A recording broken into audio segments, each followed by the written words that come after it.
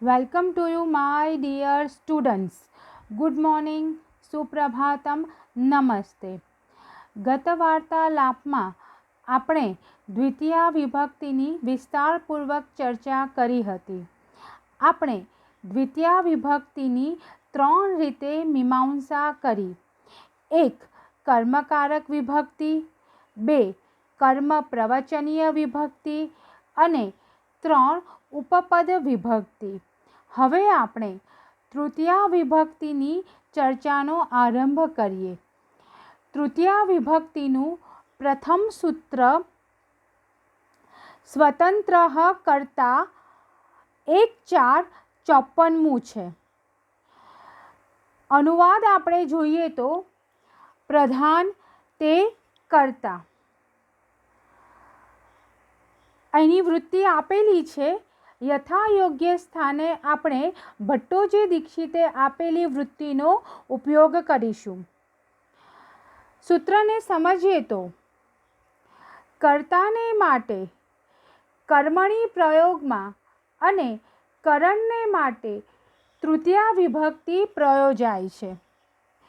આથી તૃતીય વિભક્તિની ચર્ચાના પ્રારંભમાં 2 સૂત્રોમાં કર્તા અને કરણની વ્યાખ્યા આપવામાં આવી છે. કર્તાની વ્યાખ્યા આપતા સૂત્રકારે કહ્યું છે કે સ્વતંત્ર કર્તા મતલબ કે જે પ્રધાન તે કર્તા. ભટ્ટોજી દીક્ષિતે વ્યાખ્યાનને વિસ્તારથી સમજાવતા કહે છે કે કોઈપણ ક્રિયાના સંપાદનમાં વક્તા જેને મુખ્ય ગણતો હોય, જે ક્રિયા કરવામાં સ્વતંત્ર સાધન હોય તેને કર્તા કહેવાય. જેમ કે દેવદત્ત પચતી, દેવદત્ત રાંધે છે. રાંધવાની ક્રિયામાં ચોખા, તપેલી, ચૂલો કે લાકડા એમ ઘણી બધી વસ્તુઓ ઉપયોગી હોય તો પણ દેવદત્ત જ્યારે એ બધી વસ્તુઓનો વિનિયોગ કરીને રાંધવા માટે પ્રવૃત્ત થાય છે ત્યારે ભાત રાંધવાની ક્રિયા સંપાદિત થાય છે. જ્યાં સુધી દેવદત્ત તપેલીને ચૂલા ઉપર ચઢાવીને ઉકળતા પાણીમાં ચોખા ન ઓરે ત્યાં સુધી રાંધવાની ક્રિયા પૂર્ણ થતી નથી. આમ ચોખા, તપેલી કે લાકડાથી થતી બધી ક્રિયાઓ પ્રધાનપણે દેવદત્તની ક્રિયા ઉપર આધારિત છે. પણ દેવદત્ત પોતે એ ક્રિયા કરવા કે ન કરવા સ્વતંત્ર આધીન છે. માટે એ રાંધવાની ક્રિયામાં મુખ્ય સ્વતંત્ર છે. એને માટે કર્તા કહી શકાય. ક્રિયાના સંપાદનમાં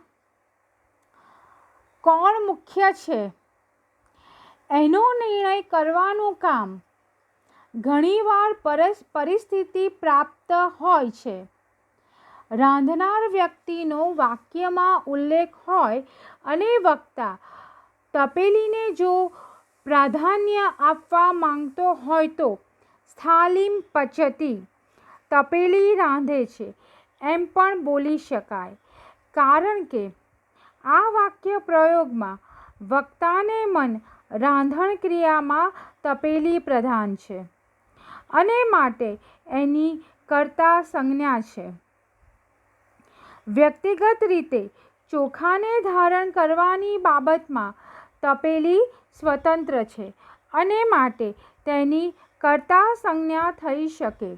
આથી જ વૃત્તિમાં સ્વાતંત્ર્યેણ વિવિક્ષ્યતો અર્થ કહ્યું છે. એટલે કે ક્રિયા કરનારા કારકોના સમૂહમાંથી વક્તા જે કારકને પ્રધાન ગણતો હોય, સ્વાધીન ગણતો હોય એની કર્તા સંજ્ઞા થાય છે. વળી પ્રધાનપણું સાપેક્ષ પણ હોઈ શકે. દેવદત્ત ચોખા, લાકડા કે તપેલી એ બધાના સંદર્ભમાં દેવદત્ત પ્રધાન છે અને બાકીના ગૌણ છે. પણ વ્યક્તિગત રીતે ચોખાના આધાર તરીકે તપેલી મુખ્ય છે કે દહન ક્રિયામાં લાકડા મુખ્ય છે. આથી સ્થાલ્યામ પચતી કે કાષ્ઠાની પચંતી એવા પ્રયોગોમાં અનુક્રમે સ્થાલ્યામ કે કાષ્ઠાનીની કર્મ સંજ્ઞા થઈ શકે છે. હવે આપણે તૃતીયા વિભક્તિનું ભટ્ટોજી દીક્ષિતની ગોઠવણી પ્રમાણે બીજું સૂત્ર સાધકતમ કરણમ 1.4.42 જોઈએ. અનુવાદ જોઈએ તો કાર્યની સિદ્ધિ માટે જે સૌથી વધુ અસરકારક બને તે કારકની કરણ એટલે કે તૃતીયા વિભક્તિ થાય છે. ભટ્ટોજી દીક્ષિતે પોતાની વૃત્તિમાં સાધકતમ શબ્દને પ્રકૃષ્ટ ઉપકારકમ શબ્દથી સમજાવે છે. એટલે કે ક્રિયા સિદ્ધિમાં જે સૌથી વધુ ઉપકારક હોય એની કરણ સંજ્ઞા થાય છે. હવે પછીનું આપણે ત્રીજું સૂત્ર કર્તુકરણયોઃ તૃતીયા 2.3.18 છે, જેનો અનુવાદ આ પ્રમાણે છે. કર્તા અને કરણને માટે તૃતીયા વિભક્તિ પ્રયોજાય છે. ભટ્ટોજી દીક્ષિતે પોતાની વૃત્તિમાં આ સૂત્રનું ઉદાહરણ આપે છે. રામેણ બાણેન હતોઃ વાલી. તો આપણે વૃત્તિમાં જોયું કે રામેણ બાણેન હતોઃ વાલી. તો આ વાક્યમાં રામ કર્તા છે અને બાણેન સાધન એટલે કે કરણ છે. એટલે બાણની પણ તૃતીયા વિભક્તિ થાય છે. આ સૂત્રમાં કાત્યાયનનું વાર્તિક મળે છે, જે પ્રમાણે પ્રકૃતિ પ્રાયઃ ગોત્રમ સમ વિષમ દ્રિદ્રોણ સુખ અને દુઃખ આ શબ્દોના પ્રયોગમાં પણ તૃતીયા વિભક્તિ પ્રયોજવી જોઈએ. એટલે આ વાર્તિક પ્રમાણે ઉપપદ વિભક્તિ છે. આપણે આગળ જોઈએ ઉદાહરણ તો પ્રકૃતયા ચારુઃ એટલે કે સ્વભાવથી જ સુંદર, અલંકાર વગેરે અન્ય ઉપકરણોથી એ સુંદર નથી, પરંતુ સ્વાભાવિક રીતે કુદરતી રીતે જ તે સુંદર છે. આથી અહીં પ્રકૃતિને સૌંદર્યનું કરણ ગણ્યું છે. આથી અહીં એનો તૃતીયામાં પ્રયોગ થયો છે. પ્રાયેણ યાજ્ઞિકઃ ઘણું કરીને એ યાજ્ઞિક છે. અહીં પ્રાયઃ શબ્દ બહુલતા એટલે કે અધિકતાનો દ્યોતક છે. પોતાના અધિકતર આચરણને લીધે તે યાજ્ઞિક લાગે છે. બહુલ આચરણ એને યાજ્ઞિક તરીકે સિદ્ધ કરે છે. આથી એ અર્થને સૂચિત કરનાર પ્રયોગ લગભગ મોટા ભાગે શબ્દ કરણવાચક છે. ગોત્રેણ ગાર્ગ્યઃ આનું ગોત્ર ગાર્ગ્ય છે. અહીં પણ ગોત્ર એ ગાર્ગ્યત્વ સિદ્ધ કરવાનું કારણ છે.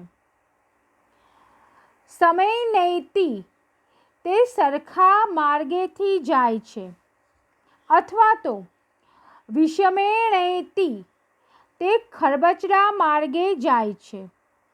તો અહીં આપણે જોયું કે સમ અથવા વિષમ એ બંને પદ ગમન ક્રિયાનું કરણ સિદ્ધ થાય છે.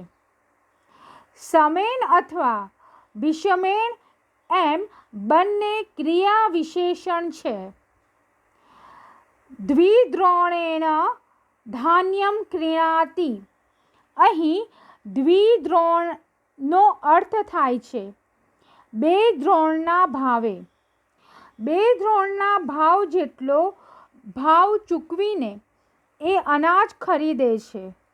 આથી દ્વિદ્રોણેન શબ્દ પણ ખરીદે છે ક્રિયાનું કરણ છે. સુખેન કે દુખેન શબ્દ ગમન ક્રિયાના કરણ છે અને એનો પ્રયોગ પણ ક્રિયા વિશેષણની જેમ થયો છે.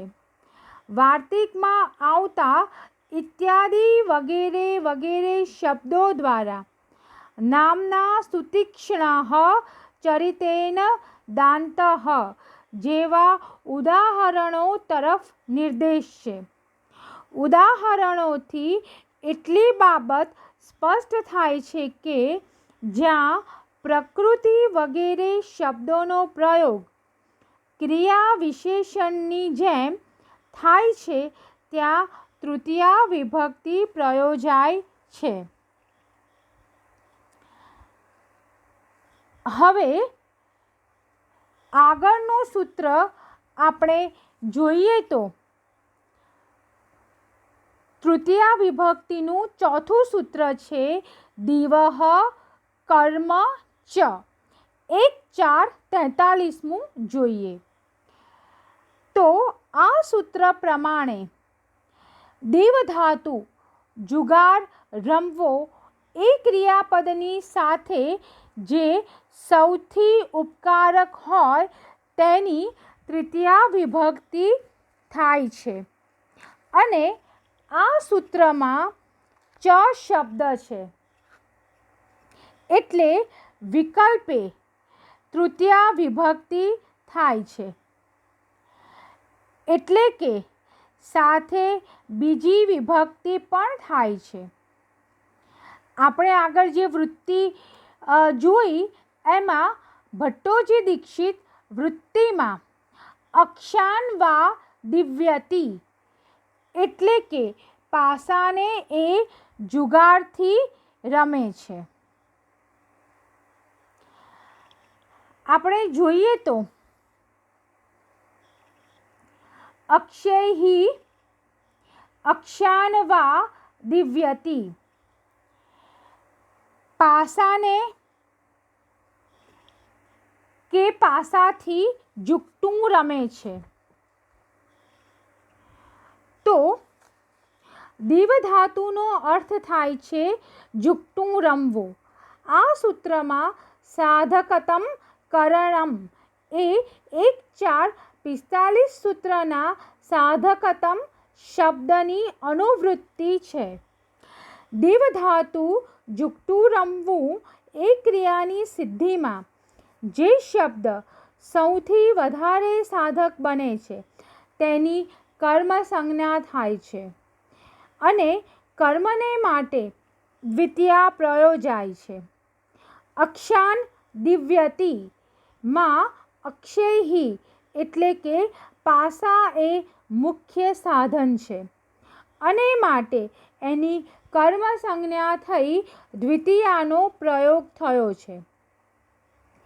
સૂત્રમાં ચકારનો પ્રયોગ થયો હોય એનો એ અર્થ નીકળે છે કે દેવધાતુની સિદ્ધિમાં પાસા સાધકતમ હોવાથી કરણકારક તો છે જ પણ એ કર્મકારક પણ બને છે. આથી અક્ષૈહિ દિવ્યતિ કે અક્ષાન દિવ્યતિ એમ બંને વાક્ય પ્રયોગ થઈ શકે છે.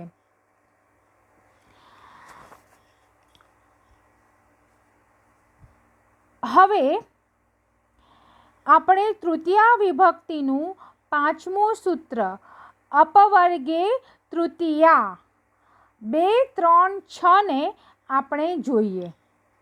આ સૂત્રનો અર્થ થાય છે કે ફળ પ્રાપ્તિની વાત હોય તો તેની તૃતીયા વિભક્તિ થાય છે. ભટ્ટોજી દીક્ષિત વૃત્તિમાં આ સૂત્રનું ઉદાહરણ આપે છે.